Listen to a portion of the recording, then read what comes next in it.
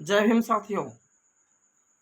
आज हमारे देश के सभी अल्पसंख्यक बहुजन जो भी हैं, सभी से कुछ अंबेडकर जी के बारे में चर्चा करने का मन है। कल 14 अप्रैल था, हमारे विश्वरत्न बाबा साहब का जन्मदिन था। तो सभी रोड एकदम नीले नीले हो गए थे। हर जगह जुलूस, झांकियाँ और रैलियाँ निकाली गईं।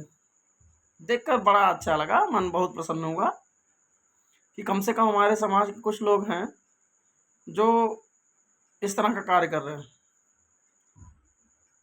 तो क्या लगता है आपको, इस तरह करना कितना सही है? मैं नहीं कहता गलत है, बहुत सही है। लेकिन ये बताइए, केवल 14 अप्रैल को ही क्यों? 14 अप्रैल को ही क्यों याद किए जाते हैं बाबा साहब? क्या केवल वो इसीलिए बॉर्न हुए थे कि आप उनको जन्म दिवस है उनका तो याद कर लीजिए, और दिन याद करना नहीं ठीक है उनको? क्यों नहीं याद किया जाता है? उनके बताए गए रास्तों पे चलने में हमें समस्या क्यों होती है? उनका पहला आदर्श वाक्य था, शिक्षित बनो, संगठित बनो, तब संघर्ष करो। अगर हमारे पास शिक्षा ही नहीं होगी तो हम संगठित कैसे होंगे? अब केवल नाम पे ही हम लोग दौड़ के रैलियां करते आए हैं, तो कैसे काम चलेगा? हमें उनके विचारों को पढ़ने की ज़रूरत है, समझने की ज़रूरत है, उनके बारे में जानने की ज़रूरत है, उनके आदर्शों पे चलने की ज़रूरत है। लेकिन हम कर क्या रहे हैं? वही जो बाबा साहब मना करते आए थे कि हमें पूजने की नहीं, पढ़ने की ज़रूरत है, हम वही करते चले आए हैं।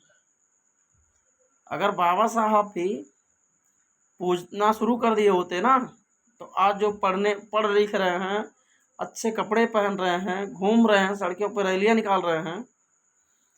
अभी कुछ ही दिन पहलों की बात है, 10 साल मान लीजिए, आज ज़्यादा, जय भीम बोलने पे भी मार खाते थे लोग।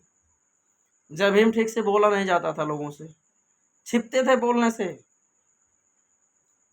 तो आखिर जब हम पढ़ेंगे नहीं, अपने अधिकारों को जानेंगे नहीं, तो कैसे किसी से बात कर पाएंगे? अभी रैलियां निकाली गई हैं तो सब सही था, उसी में कितने लोग पी के घूम रहे हैं। दारू पीने की बात कर रहे हैं हम, दारू पी के घूम रहे हैं। अब इस तरह से दारू पी के एक दिन चिल्लाना कितना सही है? जय भीम, जय भीम, जय भीम करिए, ठीक है, बिल्कुल सही है, लेकिन उनके आचरणों को और भी तो जीवन में लाइए।